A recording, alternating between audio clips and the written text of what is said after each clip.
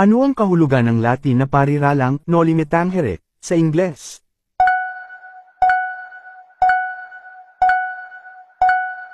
Sagot A. Touch Me Not. Saan isinulat ni Rizal ang kanyang nobelang Noli Me Tangere?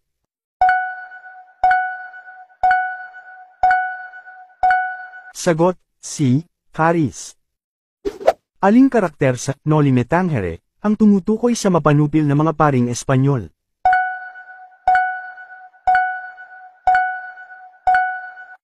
Sagot A. Padre Damaso. Ano ang pamagat ng ikalawang nobela ni Rizal?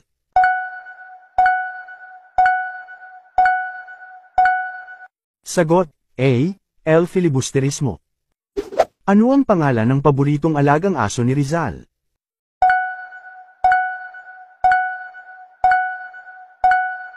Sagot